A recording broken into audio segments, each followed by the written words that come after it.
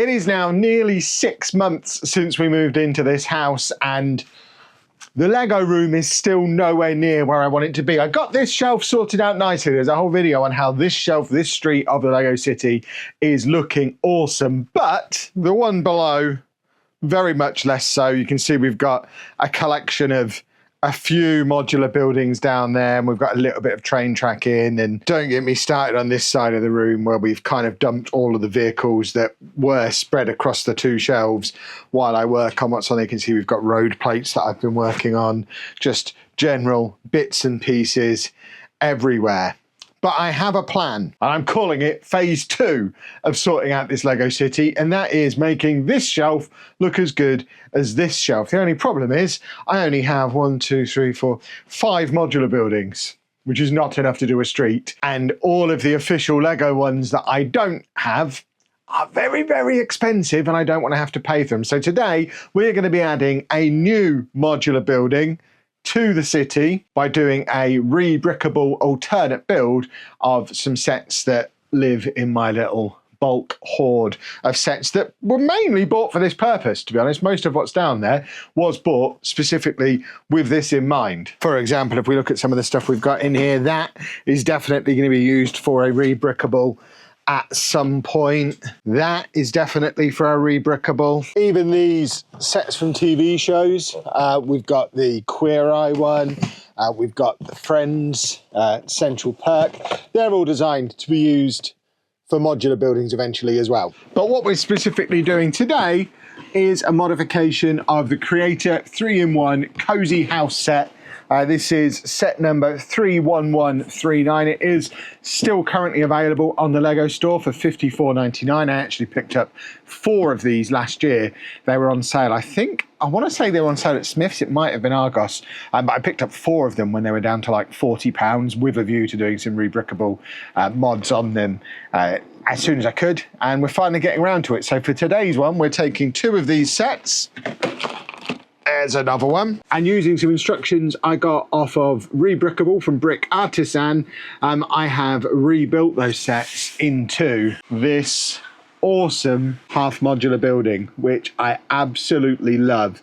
And we are going to have a little bit of a tour around it today, and then get it over into the city and work out what we're going to do next to fill an entire street with stuff like this. And the process for doing this wasn't even as long or complicated or as expensive as you would think it would be. Like I mentioned, I got a couple of the sets for £40 each. The instructions off Rebrickable are $8.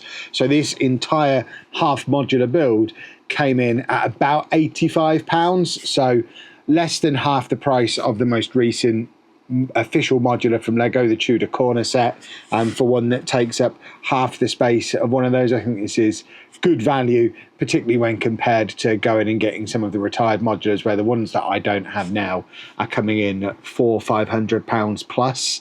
I think I'd much rather have something like this for £85, or even if you pay full price for the Lego sets, it's still coming in at less than £120.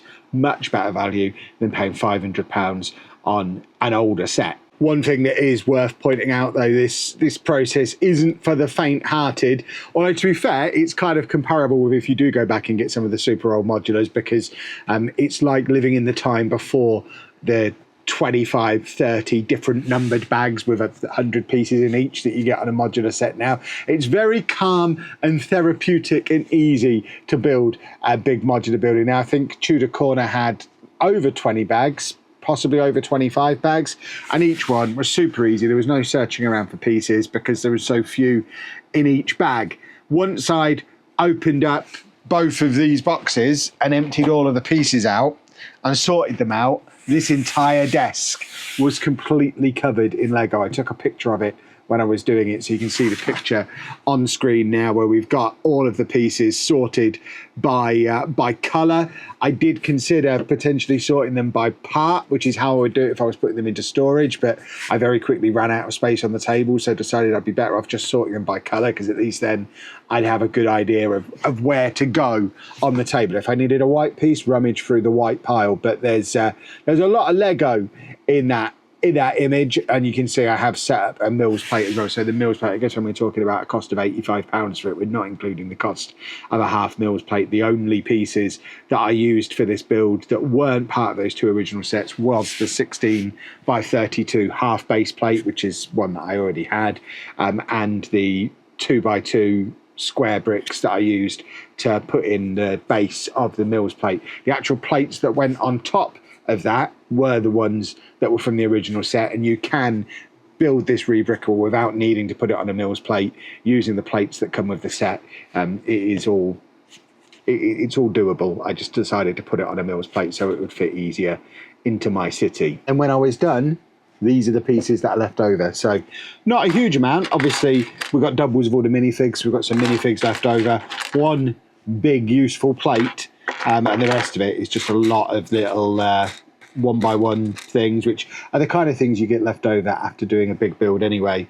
There's a couple of little bits like these ones might be quite useful for other stuff, but on the whole, it was quite an efficient use of the pieces we had available. There's not a load left over. And this is the finished build, which, as you can see, is, I mean, to me, on first inspection, looking at it from the front, it does not look out of place at all alongside any of the official modulars. It's got a really nice level of detail. It is only a 2-story building, whereas a lot of the modulars it's going to be alongside in the city would be 3-story, but actual height-wise, we'll put it alongside some of the official ones in a minute, but height-wise, it is fairly similar to those. So we've actually got slightly deeper on the 2 floors that are within it. We've obviously got the minifigs that came with it. Nice little pavement area out the front. Obviously, to have it fully integrated into the city, I am going to have to pave out this front area so it has the typical LEGO modular style pavement, which wasn't included within the set, but I've got loads of those tiles. I will, when I fully integrate it, get it nicely paved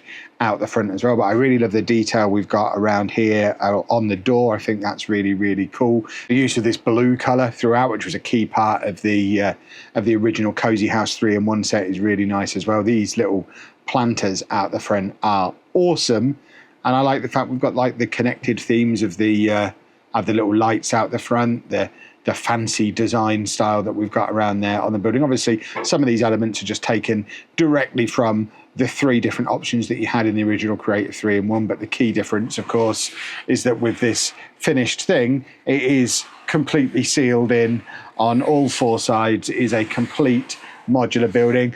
Yeah, it looks a little bit odd from the side, but it's going to be pressed in side on to other modular buildings. I'm not going to have it stood on its own, so I don't mind the fact that we've had to be a little bit random on the sides. And to be fair, these bits do look really cool from the inside. I love the style that we've got on the roof as well, similar to the kind of roofing that is on the Rivendell set, which I'm not a Lord of the Rings guy, so Rivendell as a set I'm probably never going to get. It's very expensive, but I do quite like that style up there. I think that's really, really nice. And then this back garden is great. We've got this little enclosed porch area with a little table and chairs, and another table and chairs out the front here as well. I think that whole kind of back garden area is really, really nice. Probably one of my favorite parts of the whole build. And just like the official modular buildings, it is modular in how it's put together. So we can pop the roof off. The roof is an entirely separate piece that just pops onto the top via these little studs, exactly as it would be on a normal official LEGO modular. Oh, I've knocked the post box down. And then we can have a little look inside on that floor and see that we've got a little bedroom up here. So you've got a bed at the back there. We've got a tiny little bathroom in there that does have, there is a little toilet in there. I promise it's a little bit dark. In fact, if we open the door, we might get a little bit more light in. There you go. If we kind of poke through there, you can see there is a tiny little bathroom in there. We've got the little area where the staircase comes in as well. I love this art wall that we've got on the side of the little bathroom. And if we shut the door, you can see a better angle of the bed with the little bedside lamps, the picture above the bed. I think it's all really cool. And then again, that floor just pops off, modular style. We've again got the little studs to connect it on so it can pop back in. I keep knocking the post box off. That could probably be be connected a little bit better. And then we've got the interior of the downstairs. A little bit disappointed that rather than staircases, we've got ladders. I think that, I mean, that is just a restriction of the pieces that we had available. This is how it was in the original Creator 3-in-1 set. Obviously, you could modify that to staircases if you want, but then that involves you bringing in pieces from outside the original set. That's going to add to the cost. It's something I might do eventually, although to be honest, you don't look, or I don't look inside my buildings very often. The key thing is they need to look cool from the outside so they look good in the city, and this one definitely fits those criteria. But you can see within there we've got this really cool art wall, which looks a lot better from the inside than it does from the outside. We've got a sofa in there with a little coffee table as well, and if we spin round to this side, you can see we've got more art up on that wall, a little tiny little kitchen area in there as well that kind of goes underneath. In fact, I forgot to show you in the upstairs, we've got this hi-fi wall, which is all set up to be like speaker system on a wall, and you've got a few little records down in a little box down there as well. And then of course we've got this snazzy little path leading up to the front door with the post box that I keep knocking over, because it's only held on by that one little jumper plate, and then the 3 minifigs that came with the set as well. Plus, of course, you get the 3 spares. So we've got 2 of each. And I'm just forever knocking that. That is not going to survive very long. I mean, in my city, that's going to be right next to the road anyway. We don't have these in the UK. That could do one. We don't need that. That's stupid. And I've just nipped out into the Lego room to grab the Pet Shop modular. This is one that is 2 parts that separate off and then combine together, obviously, to make a complete modular, just to show you how nicely it does fit in with the official Lego modular designs. You can see, even though these are both 3-story buildings and that's 2-story height-wise, it seems about right. We've nudged a few bits as we're putting them together. I don't think it looks particularly out of place at all. Obviously, we are going to have to sort out the little pavement area, but you can see with the Mills plate and then the plates that came with the original set, all I need to do is put the tiles on top in the same style as the rest of the city, and that'll fit in nicely. So we will probably get rid of this path. As much as I like it, it doesn't really fit the front garden for the style that we've got in the Lego City, but I certainly think build-wise, design-wise, it doesn't look out of place at all. I think it looks really nice. It's going to fit in very nicely with the rest of the city. It might even live between these 2 buildings, so I think it fits in there perfectly. It's really, really nice. And there we have an example of how it could look as part of a street on phase 2 of the Lego City. And as I've said multiple times throughout the video, does not look out of place at all. Obviously got it there with the official Pet Shop modular, plus the Bricklink Designer Program Brick Cross Station and a rebrickable version of Sesame Street on the end. And it just looks like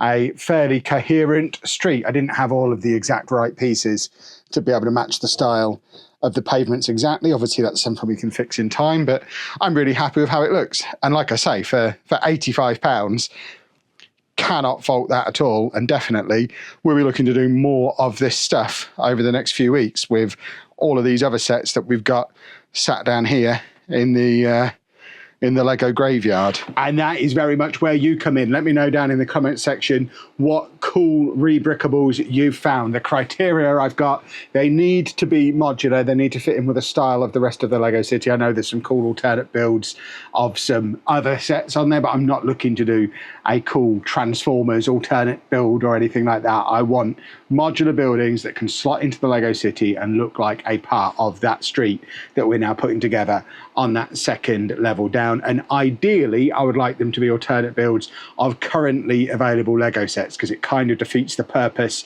of avoiding paying over the odds for retired modulars if the only way I can make the sets is to buy retired sets to then do alternate builds on them. So we want currently available Lego sets that can turn into cool modulars for the Lego City. Let me know what you found down in the comments section below. And if you want to attempt this one for yourself, I've put a link to the Rebrickable page from Brick Artisan down in the comments, and also an affiliate link for where you can buy the Creative 3-in-1 Cozy House through the Lego store whilst supporting the channel as well. So all the details of that are in the description below. But hopefully you have enjoyed this kind of different style of video.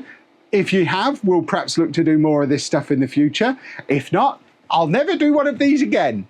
Vote with your thumbs. If you enjoyed it, leave a thumbs up. If you are new, make sure you subscribe.